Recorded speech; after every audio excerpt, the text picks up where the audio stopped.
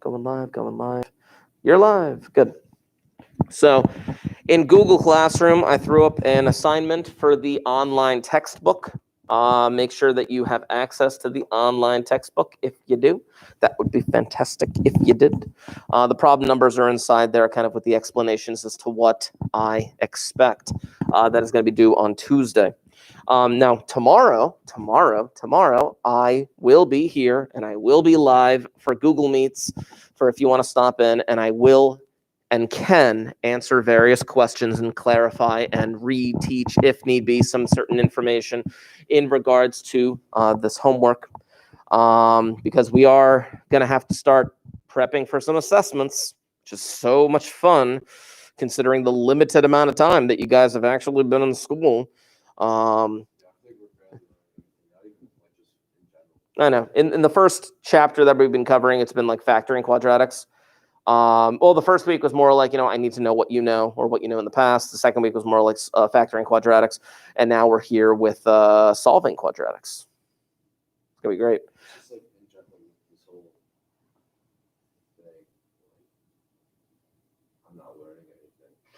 Well, keep in mind, the first few weeks of the school year is usually a bit of let's start getting our feet wet and let's start, kind of get those gears moving a little bit. You know what I'm saying? And then when we get to this next chapter, you're going to be learning something new. Trust me. I know it is. You know how I know? 2 weeks progress reports. Yes. Progress reports is halfway through the marking period. Really? Correct. We've been here for like 2 weeks. I know. 10 weeks. No, typically it's 9 weeks. But we've been here so far, 1, 2, 3, 4. This is the 4th week of school. 2 weeks. We started hella early. Yep. Welcome to the world. I don't know what day it is. Yeah, the cube will tell you. Now, back to me. So next week, I am actually going to be introducing the beginning parts of a project that you guys are going to complete for me. It's going to be phenomenal. I love me some projects. I do. But we'll get there. I'm going to have like an introductory video. We'll kind of walk through that. I won't actually introduce it in class, but I'll have that introductory video that I'll post for you, and you'll be able to walk through it and be like, okay, now I know what I have to do for the project. But what I have to do for the project is based on what we've been doing the last week and this week. It's going to be so great. So to start this thing off, I do have a brief video that I want to show you. Very brief video. Now, this video is corny. This video is not made by me. This video is a little bit, okay, whatever, but it does have some certain good points to it. I'm not going to show you every part of the video. There is going to be a part that I'm going to skip past. Go ahead. I don't know if you had a question or if you're doing like the Vulcan hand salute. You do that? Hey, what are you doing? No? Yes or no? It's a no. No books at all. Go away. So do you have books or no? Go away. The answer is no. Go. I'm going to throw a book at you. No. These are mine. All right. I have a ton of books. It's super weird that he knows. I'm still ready to do books. No. He's trying to collect textbooks because whatever. It's like, all right, yeah, get out of here. Yeah. Whatever. I know him. So anyway, he used to be a student here years ago. Really? Yeah. I taught him. Yeah. Anyway, so, ladies and gentlemen, I got a video started. Like I said, it's kind of corny, kind of weird, kind of whatever, but I like it. And I am going to skip past a couple parts here, but I am going to focus on others as well. So here we go. Hello, I'm Professor Von Schmohop, and welcome to YU. So far, we have introduced quadratic functions and have seen that the graph of a quadratic function in a single variable is a parabola. If we set a quadratic function equal to 0, we produce a quadratic equation. Although quadratic functions and quadratic equations look similar, there are some important differences. For example, Let's take the quadratic function x squared minus 4. Like all quadratic functions, the graph of this function is a parabola. Now, if we set this function equal to 0, we produce a quadratic equation. This equation has two solutions, x equals 2 and x equals negative 2. So although the graph of the function x squared minus 4 is a parabola, the solutions to the quadratic equation are the 2 points where the parabola intersects the x-axis, also known as its x-intercepts. These points are called the zeros of the function. In general, the zeros of a function are the input values that cause the function's output to have a value of 0. So for a function of x, the values of x which cause the function to produce a value of 0 are the zeros of the function. These zeros are sometimes called the roots of the function. Finding the zeros of a linear function is easy, since unless the function's graph is a horizontal line, it will always have a single x-intercept and thus a single zero. To find the zero of a linear function, we determine its x-intercept by setting the function equal to 0 and then solving the equation for x.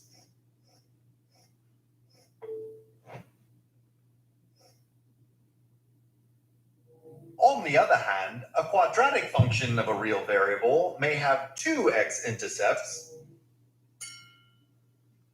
one x-intercept, or no x-intercepts. But solving a quadratic equation can be much more complicated than solving a linear equation.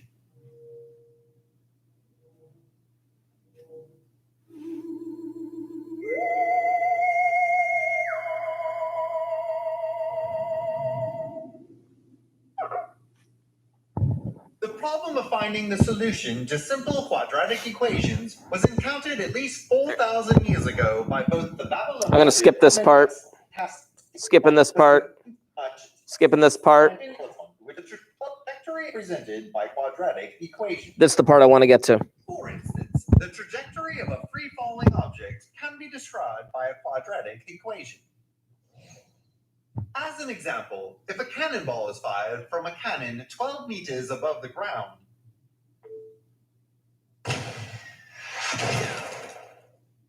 and the cannonball has an initial vertical velocity of 80 meters per second, then according to the laws of Newtonian mechanics, the height of the cannonball above the ground would be given by the function -5t squared plus 80t plus 12.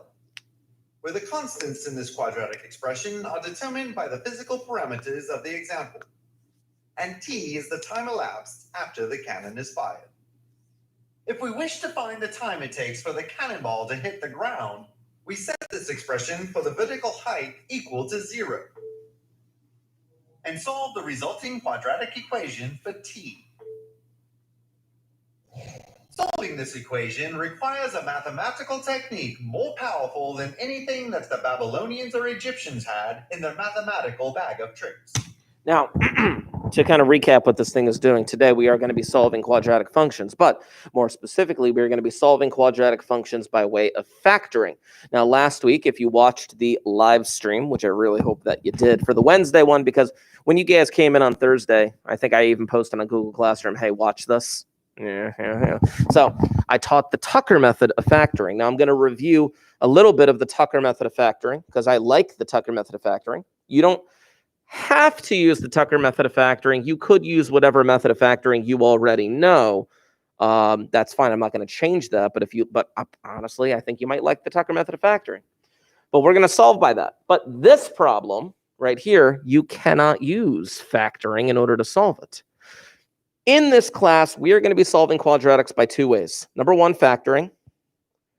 But number two, if we can't factor, we're going to have to rely on something that's buried deep in the recesses of your brain that they tried to teach you in Algebra 1, but I guarantee not many of you remember. And you know the quadratic formula?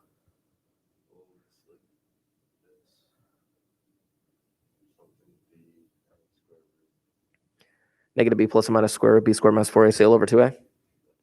Yeah. Eventually, we're going to get there. We will get there. It's probably something we're going to touch upon next week. But this is about factoring. We are going to be focusing on factoring. Factoring is nice when you can factor. Sometimes you can't factor, like this one. But I'm going to be focusing on the ones that you can factor. So, ladies and gentlemen, if you would, if you do not already have them out, I'm going to need those notebooks out and open.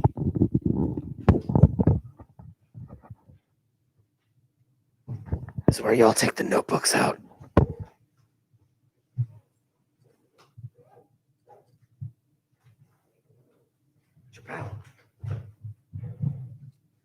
This is solving quadratics by factoring. Today is the 24th.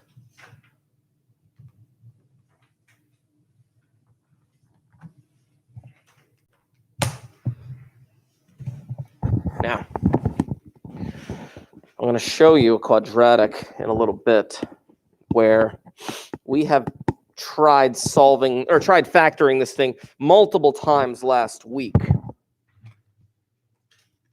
But I want to show you on a website called Desmos. Some of you are already familiar with Desmos. Good for you.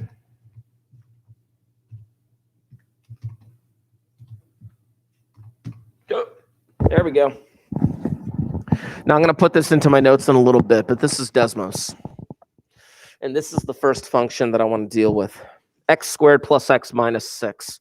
Now every quadratic function, you are able to potentially graph it, and it has the shape of a parabola. It has a vertex. It has all of that wonderful stuff going along with it. But there are important points on this particular graph. There are important points that I want to focus on, important points that we are going to solve. You got a notebook? Okay, that's on you. I'm just saying it's easier to kind of write it out. But now, the important points that I am looking for are going to be these 2 points right here, the x-intercepts. In the video, they talked a little bit about why those points are considered to be important.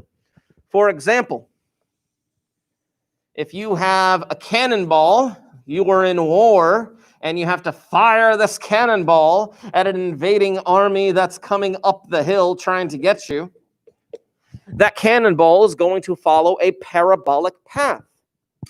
And if you know the equation that ball follows, you can figure out precisely when that cannonball is going to slam into the ground and kill those people.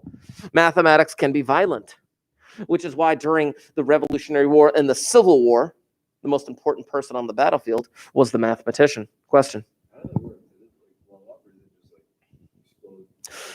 Good question. The force and speed with which the cannonball hit the ground, because it was so heavy, like have you ever seen people try to lift it, they're just like, you know, the force and speed, it's not that it kind of blew up in fire, it like blew up the ground almost. So like if you were like running and the cannonball was coming at you, imagine the cannonball like swiping your leg. For a moment, you wouldn't feel it. But then when you look down, your leg would be like clean off. You know what I'm saying? Then it would hit the ground, and yes, the ground would kind of, from the force of the ball hitting the ground, which would force people to fly over as well. So it wouldn't kill you, just stun you. But unless it hit you in the head. Yeah. But if you have like the way that troops work, troops were like together, kind of running up the hill together, and literally think of a bowling ball knocking them down. You know, very dangerous, you know. But then you have multiple cannons going on at once. Load, reload. Here's the angle of elevation. Here's the velocity that it comes out the muzzle. Da-da-da-da-da. Fire now. Boom, boom, hitting the troops coming up the hill. Heck yeah. That's what I'm saying. Mathematics is purely advanced through war and military means. It really is. You ever see the Imitation Game? Imitation Game, Benedict Cumberbatch? It's about him as a mathematician by the name of Alan Turing. He worked for the Allied forces during World War II, and they had gotten their hands on a German Enigma machine, which was used to can't even think of the word. Basically, to conceal messages. Like they would change things around and have like a secret code. Alan Turing used mathematics and basically forced the field of cryptology to be born, and they had to crack these codes in order to figure out what the Germans were up to. It's pretty crazy.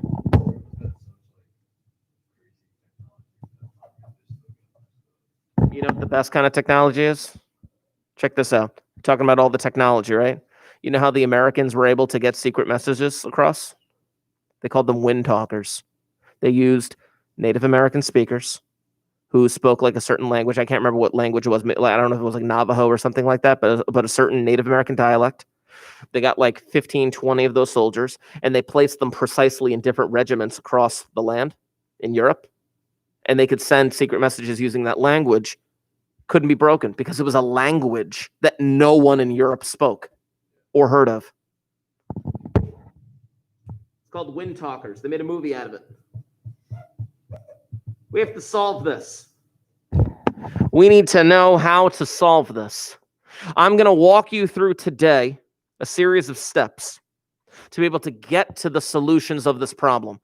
Now, is it entirely possible for you to figure out what the solution is just by kind of pure guess and check? Yes, it is. It totally is. But these problems are not going to be easy like this one. They're not always going to be as straightforward and easy as this one. Since the beginning of time, since you entered school, since maybe 5th or 6th grade, the goal of mathematics has pretty much been the same. Solve for x. Is that fair? That's literally been the name of the game. Solve for x. Get x by itself. Isolate x. Same deal here. We have to isolate x. But the problem is, this be an x squared, this be a regular x. They don't combine. How do you get x by itself? Oh, Ms. Markey, add the 6. Okay, but if you add the 6, these x's are not by themselves. You have to have a single solitary x equals a number in order to say that the problem is done. How do we get there? That is where factoring is going to come into play. Let me remind you of what the Tucker method was, something that I taught in the last week. First of all, if you remember what the Tucker method was, if you took the notes from my live stream, step 1 was GCF. What does GCF stand for? Which in this case, my greatest common factor is a 1, doesn't do anything, move on to the next step. Next step, A times C. In this case, what is my A and my C value? Ooh. And just a little reminder. I'll kind of put this to the side for a moment. Typically, quadratics are written like this in standard form. AX squared plus BX plus C. Remember that negative B formula we're talking about? That's where those numbers come from. Negative B plus or minus square root B squared minus 4AC all over 2A. What's my A value and what's my C value for this example? Nope. What's in front of the x squared? It's a 1 x squared times what? Come on. There we go. Again, I'm trying to remind you because I know I was not here last week for you guys. You were watching this through a live stream, so I want to make sure that I get these answers done for you. I got to find 2 magic numbers. Again, if you need help with the Tucker method, please go back and watch that live stream or be on that Google Meet tomorrow. I need to find 2 magic numbers that multiply to -6 and at the exact same moment add up to the B value. I need 2 magic numbers that multiply to -6. Give me any 2 numbers that multiply to -6. Any 2. 2 and 3. Which one's negative? -2. What do they add up to? I said add up to. Yeah. There are my 2 magic numbers. You need 2 numbers that multiply to AC and add up to B. T chart, 3 and -2. Again, I'm going to be walking you through the Tucker method again and again and again and again and again and again and again throughout this process. It's going to be great. The magic numbers go in the bottom of the T chart. In the top of the T chart, I'm going to use this 1x squared that I got here. I'm going to use this 1x squared to do a 1x and a 1x. This whole process was T chart / simplify. T chart / simplify. This problem cannot be simplified, so I'm just going to write it as is vertically. There's an x plus 3 and there's an x minus 2. First, I have a couple questions.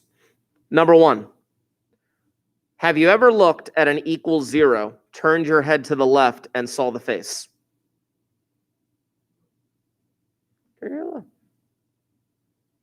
No one wants. All right, fine. You want to see it?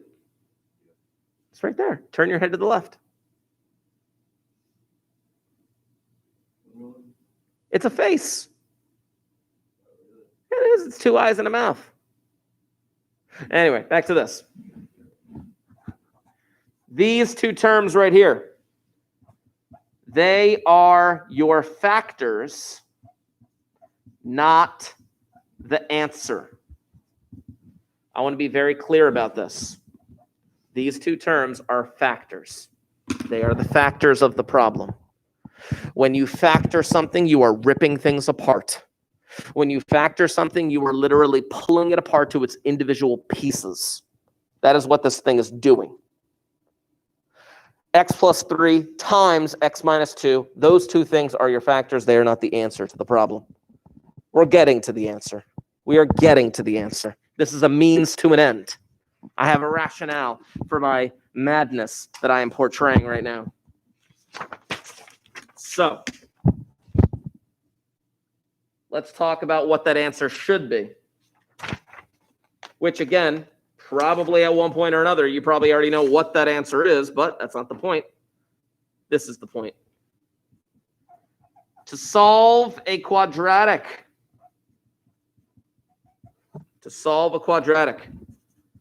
means to find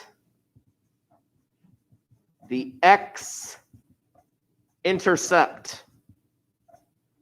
It means to find the x-intercept. There it is. Now you can see it. In the video, they talked about this. They wanted to find the x-intercept, the point that crosses the x-axis. In this visual right here on Desmos, I talked about these 2 points right here. These are what we would call the x-intercepts. They are the important points that we need. In the video, they said they were called different names. They're also known as the roots. They are also known as the solutions. They are also known as the zeros. Now, I need you to know something very important.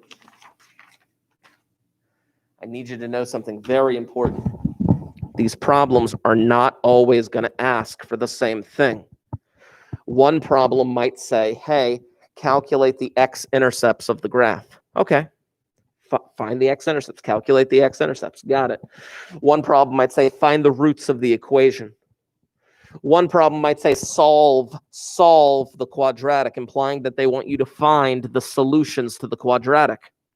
One problem might say, find the zeros of the function. They all mean the same thing. I don't want you to get confused by that. When you see those words, when you see that terminology, I need you to recognize the fact that they all mean the same thing. I'm going to write that down. They mean the same thing. Why do they use all these different words? I don't know. They just do. Why can't they just call it one thing? Because mathematics wasn't discovered in one place. You know where algebra came from? No. The Middle East. No. We're talking like Syrians. We're talking about Iranians. We're talking about Iraqi. That is where it came from. How do you think we got the name algebra? Think about it. Sound it out. Algebra. It is a Middle Eastern name. Yeah. Oh.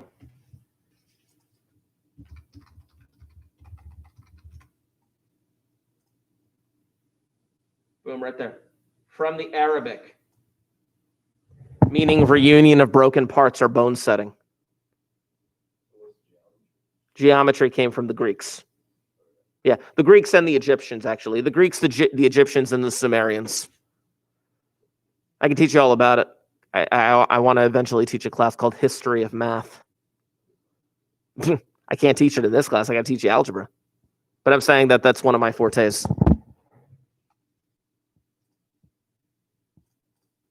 So far in this school, I teach statistics. I teach algebra. I teach the mathematics of sports. I'm the AP statistics teacher. I also teach discrete math, and I'm going to be teaching cryptology as well. Cryptology, code breaking. Can't hold me down. Now, probably. I'm just a real life Muppet. To solve a quadratic means to let y equal 0. Now this is the most important thing that I need you to recognize today. To solve a quadratic means to let y equal 0. Question. Which one's the x-axis? Exactly.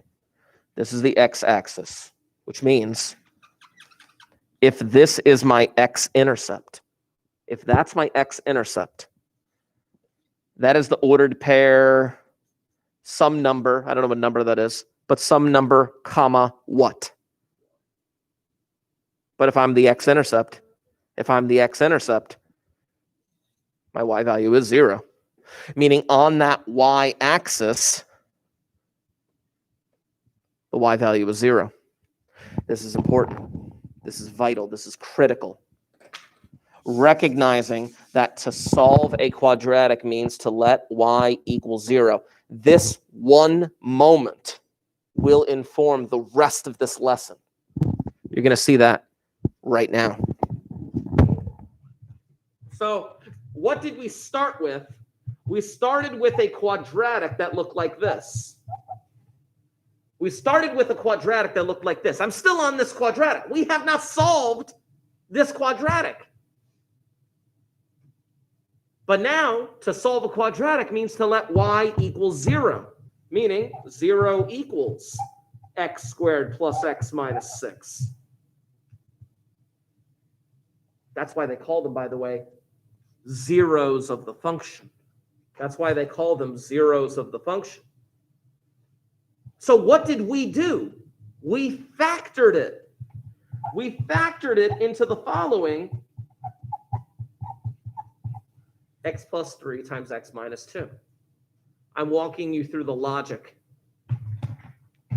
First, I give you a quadratic, and I say, hey, solve this quadratic. Then I say, hey, to solve a quadratic, I mean, you got to let y equal 0. Boom, got it. Next, I showed you how to factor it. Boom, we factored it. But now I got one more thing. Ooh, I got one more trick up my sleeve. Question. I don't know how old you were when you first learned this. How old are you when you first learned multiplication? Something like that? Okay. My son's in first, and they're still dealing with like advanced addition, subtraction. No, it was first grade. Really? Yeah, I remember doing a raise in first grade. A race? A raise. A raise. That's geometry. I said multiplication. Ah, so the thing was like 4 dots that way, 3 dots down. Oh, like lattice? I call it a raise. Oh, okay. It's like this. Like, No, I know what you're talking about. I know what you're talking about. Maybe they were just kind of like setting up the process for you or something. yeah, they were like, how much is it? Yeah. It's like 60. But when you multiply two things together, and the result is 0. What can you tell me about those two things? They're both zeros. Do they both have to be 0? No, there's got to be a 0 in it though. Because 0 times 0, 0 times 0 is 0. There has to be at least one 0. Cool. Let me repeat the question just for the people in the chat and for people here. I asked the question, when you multiply two things together and the result is 0, you're telling me at least one of those things has to be 0. What operation is right there? Now I'm going to repeat the statement one more time. When you multiply two things together and the result is 0, then one of those two things has to be 0. Not the x itself, but the thing that I'm referring to is either the x plus 3 or the x minus 2. Now, do we know which one? Nope. Could be both. Could be both. But we don't know which one. So here's what we got to do. First of all, let me do a side note. Side note. You remember geometry when you did if-then statements? I just send a PTSD shiver down all your spines. Whatever. If A times B is equal to 0, then either A equals 0 or B equals 0. They called this the zero product property. The zero product property. If the result is 0 after a multiplication, then one of those two things must be 0. Which means for us, either x plus 3 is 0 or x minus 2 is 0. Oh, look at that. We can solve that. What do we do here? How do we get x by itself? And over here? Yeah, that's like pre-algebra, right?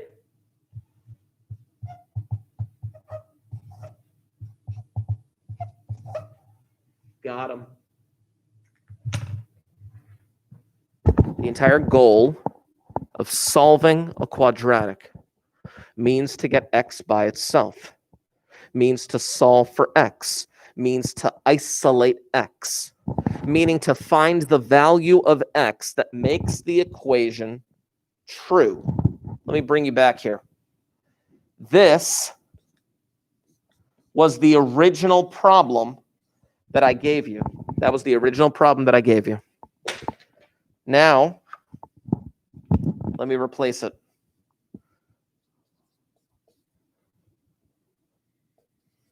What's negative 3 squared? Positive 9 plus negative 3 minus 6. It works. Hold on. 2 squared plus 2 minus 6. Those are the only two numbers that work. Those are the only two numbers that work. Negative 3, positive 2. Let me take you back to Desmos. Chapow! When you look at Desmos, this was the equation that we had floating in there. And this thing crossed the x-axis. The x-intercepts were at two places. The wonderful thing about Desmos is that you could do something like this. Click, click, and you can see those two x-intercepts. Right where we need them to be. Right with that y value equal to 0. This is going to be one of the fundamental things that we're going to be covering. Mathematics. If I flip back here, just to give you a little insight, these two are my solutions. These two are my roots. These two are my x-intercepts. These two are my zeros. They are the zeros of the function. They are the x-intercepts. They are the solutions. They are the roots. I want you to get that terminology down. Let's try a different problem. Let me go back to Desmos. I'm going to change this up. Make that a 2. Make that a 9. Make that a +4. There we go. I got a quadratic here. I got a completely different quadratic here with 2 different x-intercepts. Can you visually identify one of those x-intercepts? Can you visually identify what one of them is? What do you got? Looks like -4. Yeah, it looks like -4. It could be. It might be. It looks like -4. This one, not so much. This one, not so much. This one, it's a negative decimal, I guess. I don't know. I could guess. I could totally make a guess. Maybe it looks like -1/2. I don't know. I don't know. So instead of just guessing, instead of just sitting there saying, I don't know, we're going to solve it together. Example. Solve. Make sure we are writing this down, ladies and gentlemen. This information is gold and vital towards understanding what we are doing in this class. We have to solve this. Meaning we have to get x by itself. Meaning we have to figure out what value of x makes this thing work. Now, you said one of them looked like -4, right? Let's just see what happens. Let's just see what happens. I can just try it, you know? Hold on. It's going to be a little weird. What's -4 squared? Times 2? 32 plus 9 times -4? -36. Plus 4? Oh, look at that. Doesn't that work out? Doesn't that give you 0? Cool. That is one of the numbers. We can keep guessing all day long. Maybe we'll try to get the other one. I don't know. But instead of doing that, instead of guessing and checking, which guessing and checking may work some of the time, most of the time, it will not. Most of the time, guessing and checking is just walking around in a dark room without a flashlight looking for a light switch. That's all you're doing. Let's do the Tucker method. First of all, 2, 9, and 4. What's the greatest common factor between them? Greatest common factor, a number that you could divide all 3 of those by. Yeah, 1. It doesn't do anything. All right, moving on. Step 2. What's A times C for this problem? Remember, it's AX squared plus BX plus C.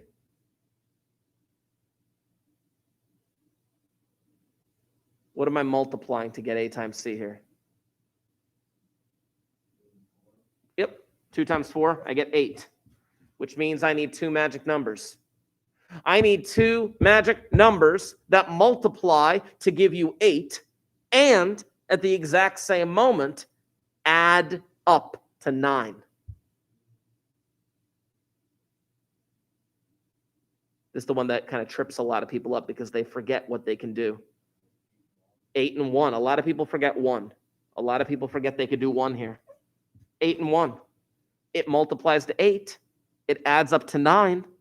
It works. T-chart. 8 and 1 go in the bottom of the T-chart. Now, before I had a 1x squared. Before I had a 1x squared. So it went 1x, 1x. What do I do here now?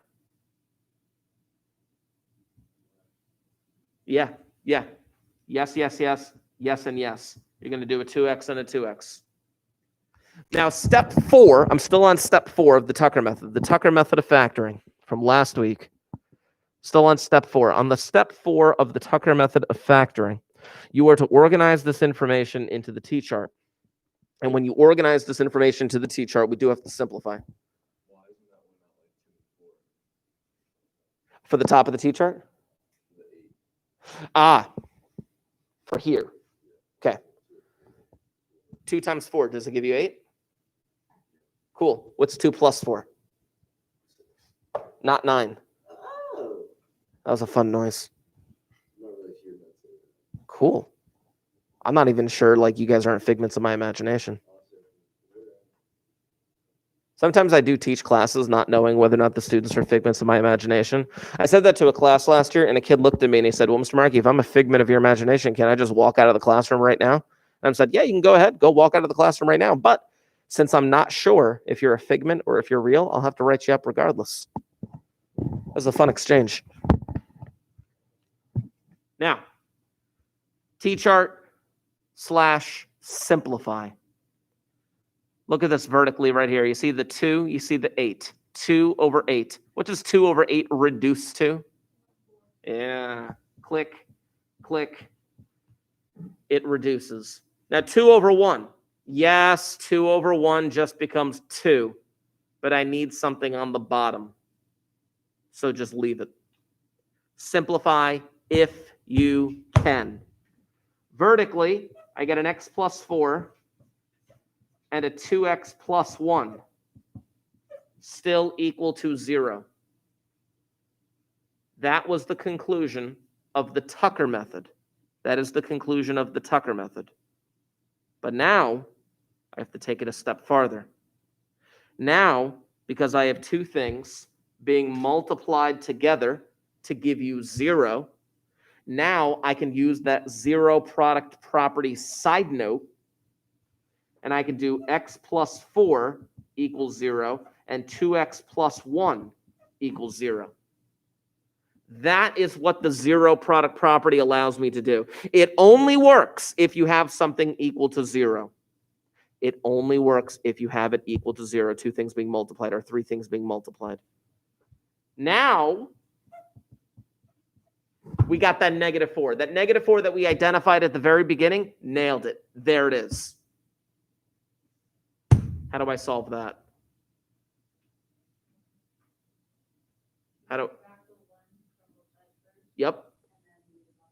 Yep. Subtract 1, divide by 2. I'm going to get -0.5. We got the exact decimal. Could you leave it as a fraction? Yes, you could. You could totally leave it as a fraction. But I got -0.5. There it is.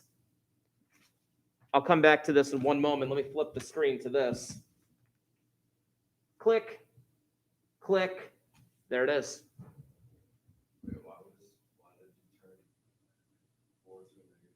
Gotcha. Flip. You see how we got the x plus 4? This is like that pre-algebra problem where it's like, hey, solve for x. So you had to subtract. Yep. And then over here, it was a similar concept where she subtracted the 1 for me, but she also said you had to divide by 2. Both answers work. It's phenomenal. Do you know what type of math problem high school students hate the most? Oh, you're about to eat those words. Do you know what type of math problem high school students hate the most? Word problems. I think to myself every morning when I get out of bed, do I want to get out of bed today? And then I think, you get to go to school and torture high school students. Why would you not get out of bed? So I enjoy my breakfast. I put on my clothes. I'm like, hey, what a great day to be alive. Yes. Yeah, just do me a favor, fill this out real quick. I'll give you a pen. I'm just going to write up the next problem while you're doing that to save a little time. Okay, so next problem, ladies and gentlemen. The next problem, example, I have a word problem for you. Let's say, let's say that I have a project to build. I have a project to build in which I have to build this rectangular holding pen of some sort. Here, watch, I'm going to walk through. I have this rectangular holding pen that I have to build out of wood. I don't know. Maybe I'm building a raised garden. I don't know. But I'm building this thing. And now the dimensions that they're telling me to build it, they're saying, listen, you have to build this thing and you have to build it with your length being 6 feet more than the width. your length has to be 6 feet more than the width. And at the exact same moment, the area that you are allowed to use is 16 square feet. You have to go 16 square feet. Your length has to be 6 more than the width. Build it. Okay. I set this picture up. You can't really see it in the live stream. I got to move it a little bit. Hopefully that's a little bit better that they can see it. I wanted to see the X plus 6. Did it move yet? Did it move yet? Did it move yet? This live stream is weird. Oh, whatever. Anyway, I got to figure out what X is. Now, logically, could you figure out what X is just by thinking about it and looking at it? What is X?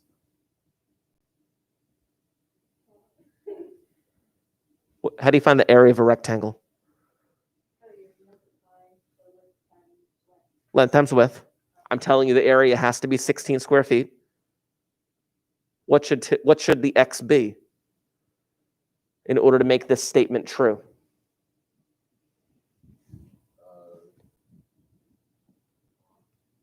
If I did 5, it'd be 5 times 11, which is 55. Yeah. 2 times 8. Yeah. No, but that's okay though. But I'm just saying, literally, you could look at it and think about it and get the answer. But they're not always going to be this simple. They're not always going to be this straightforward. They're not always going to be just a look at it and figure it out situation. That's not how math works. Instead, we got to get our hands dirty. I smell mask. Anyway, ladies and gentlemen, we got to set this sucker up. So here's what we're going to do. Huh? Absolutely not. I'm too hyped, dude. Check it out. I have a 20-ounce coffee. Guess how much I've gone through? No, like 3 ounces. I wake up this hyped. Because I do. So the question is, what is the width X? Now, you already know what the answer is. Yay. But how do you show that algebraically? I don't care that we can guess the answer. I would like to see your rationale. I would like to see your proof behind showing that the answer is indeed 2. So let's walk through it. Ooh. You know what's so great about math, though? Here's the thing. In science, you can conduct an experiment and get a certain result 99% of the time. And in science, that would be considered successful. In mathematics, that's a failure. In mathematics, it has to be 100% or nothing. Mathematics is the one true subject. It is more important and more perfect than any other subject. Someone might argue, Mr. Markey, mathematics is not perfect. No. Human beings doing math is not perfect. The concept of mathematics is the only thing in this world that is perfect.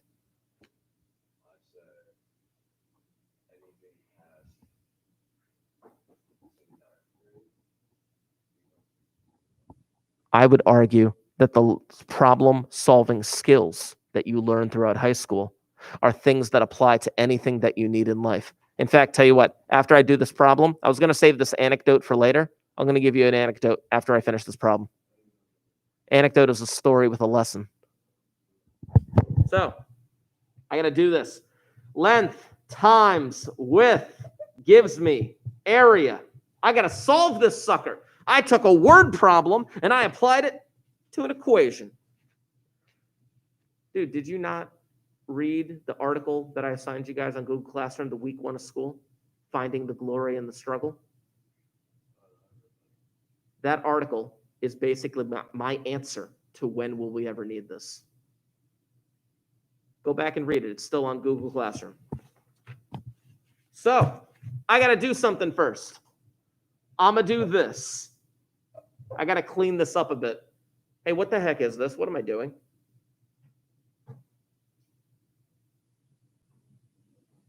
I'm what? Yeah, I'm multiplying, but it's a special mathematical term. Starts with a D, ends with an distribution. You got it. x squared plus 6x equals 16. Now, ladies and gentlemen. Ooh, here we go. The first problem that I gave you today. The first problem I gave you today was this. The second problem I gave you today was this. And now on the board is your third problem. Here's what I'm getting at. There's something wrong with our third problem. There's something wrong with our third problem. There's something that we need to fix in our third problem before we move forward. What is the difference between the first two problems we did today and the one we're currently looking at? Yes. The only way we move forward is if the equation equals 0. That is the only way we can move forward with this. We need to have the equation equal to 0. Then we can move forward. So, I got to subtract 16. Now we can move forward with this problem. Yes. Make sure we are writing this down. Mathematics is not learned through osmosis. What? No.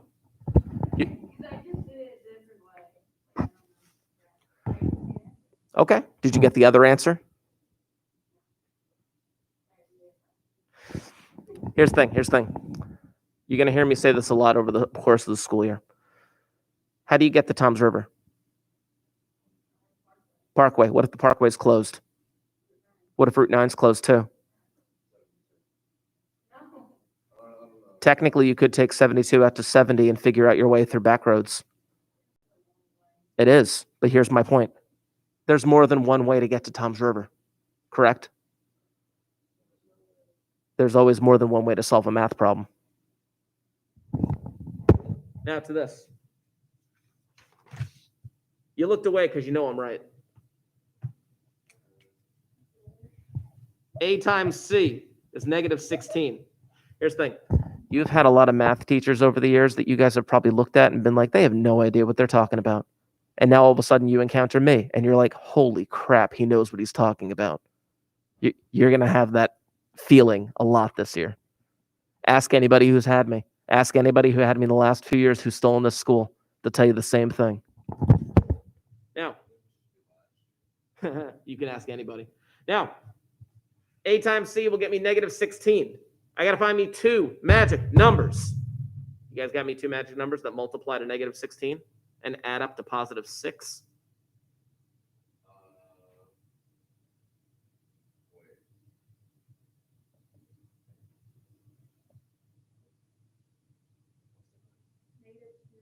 Negative 2, positive 8.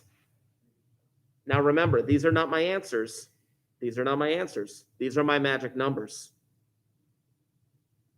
You could put these into a T-chart, but the T-chart won't simplify, so I'm going to write it out like this. Then I can do that thing where I set them equal to 0. This first one would produce an answer of positive 2, which is the answer that you said at the very beginning. The other one produces an answer of negative 8. Now, when you say 2 what? I need some units. No, feet. Word problems deserve units. Nope, because it's just the length. Length are just regular units, not units squared or cubed. In fact, if you're just doing lengths, it's like first dimensional units. If you're doing area is 2-dimensional units, and volume is 3-dimensional units. What do I do with this negative 8? Negative 8 feet. Here's the thing. If I plugged in a negative 8, it would be negative 8 times negative 2, correct? What is negative 8 times negative 2? Which works, right? But it makes no sense in the context of the problem. Negative 8 feet doesn't make any sense. Can you measure negative 8 feet? No, it's just 8 feet at that point. I understand what you're saying about making it positive, but here's the problem. If you make it positive, then all of a sudden it's 8 times 14, and that doesn't work. In a word problem, this only applies to word problems.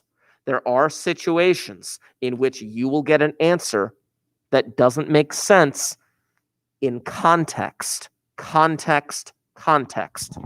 So, my microphone. I did. I dropped several things. Say who now? I just crossed it out because it's the context of the problem. This only happens in word problems.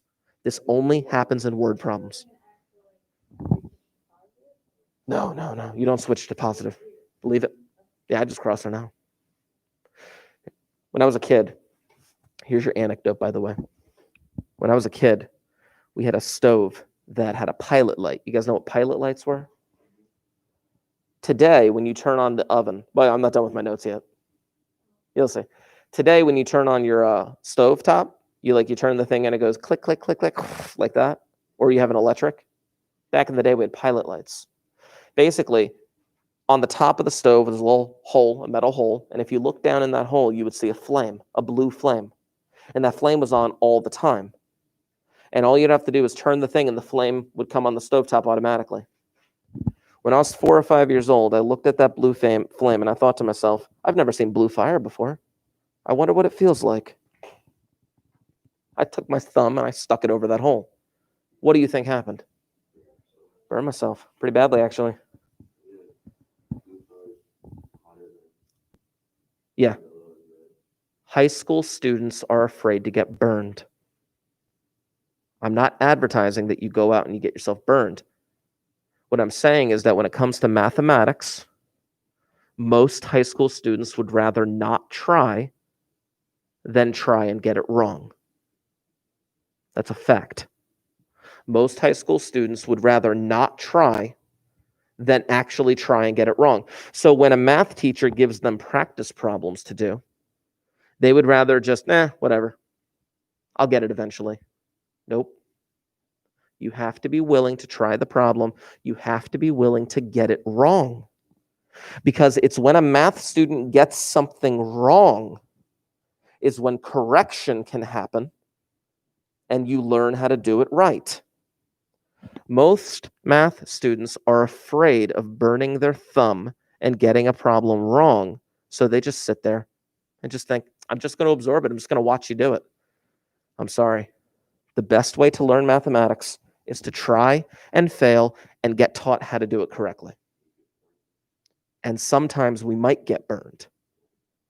But just because you get burned doesn't mean that you're doing it wrong. It just means that you're learning. Because you better believe 4 or 5-year-old Mr. Markey did not get his thumb burned again on that stove. At least not in that fashion. I want to try a couple things. I'm going to have you write down 2 problems for me. And I'm going to do these problems with you for the time that we have left. Write down these 2 problems. Solving quadratics. Now, we may not finish, but that is okay. If we don't finish it, you can try them on your own. I'm going to give you the answers before you leave. But I got 2 problems right here. That cross out is literally a cross out. It doesn't mean anything but a cross out. Yes, 99. So I'm looking at that first problem. X squared equals 2x plus 99. And I'm thinking to myself, crap, I got to get x by itself? Ugh. It is a quadratic because I got that x squared in there. It's the largest exponent that I have. But it's not equal to 0.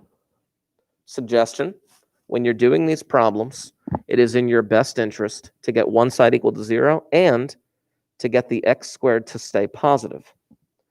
You're going to see that on that homework that I have for you. On Google Classroom, there is a page out of the textbook that you're going to complete for me.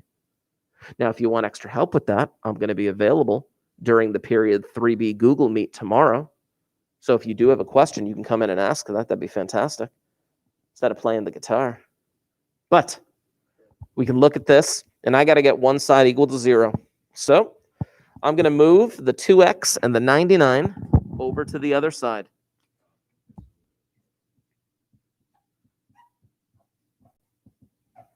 Remember before when I was making such a big deal about getting one side equal to 0? That's why. Now, the 99 may seem like a large number, but let's just see what happens. My GCF is 1. I can't do anything. Step 2. Step 2 is A times C. A times C gets me negative 99. Crap, what a big number. I don't know. Just give me two numbers that multiply to 99. Maybe we can figure this out. Ooh, 11 and 9. Now that's interesting. One of them has to be negative. And what do they have to add up to? They have to add up to negative 2. Huh. Interesting. Which one has to be negative if I use 9 and 11? Ooh. Negative 11, positive 9. Negative 11, positive 9. Interesting. Now, T-chart won't do anything because in the top of the T-chart, I would do 1x and 1x, and nothing would simplify because it'd be a 1x and a 1x from the 1x squared. So it just becomes an x minus 11 and an x plus 9 equals 0, which, with the zero product property, gets me an answer of 11 and negative 9. Question. Why didn't I cross out the negative 9? It's not a word problem. Yeah. Now, here's the thing. Just because something's negative doesn't mean that it automatically is disqualified for a word problem. Like, you might have a word problem and get a negative answer, but that answer might work. It depends on the context of the problem. It depends on the context of the problem. Maybe if this were a word problem and we got a negative 9 as an answer, maybe we're talking about being $9 in debt. I don't know, but that could work. Let's look at the next problem. What's step 1 of the Tucker method? Remind me. Step 1 of the Tucker method. Those 3 magic letters. GCF. 2, 8, 90. Do they have a GCF? Oh, so here's what we do. You take out the greatest common factor by dividing everything by that greatest common factor. And now we have a much more manageable quadratic to deal with. We have a much more manageable quadratic to deal with. So now, I'm going to bypass a couple of steps here. I'm just going to pretend like I did the Tucker method already. Okay? If I do the Tucker method, you only deal with what's inside the parentheses. And after I did the Tucker method, I got these. Tell me, what's negative 9 times 5? Negative 9 times 5. And negative 9 plus 5? Negative 4. Which, look at those numbers. They work. They work. They work. They work. Ultimately, I get my answers of positive 9 and negative 5. What the heck do I do with that 2? Ooh. What the heck do I do with that 2? Oof. See, because at this point in the game, you'd be like, look, Mr. Markey, you got 3 terms here. You got the 2, you got the x minus 9, you got the x plus 5. Shouldn't you be doing something like this? Oh. Shouldn't you be doing something like that? Technically. But here's the thing. Those 2 answers, 9 and negative 5, they make sense.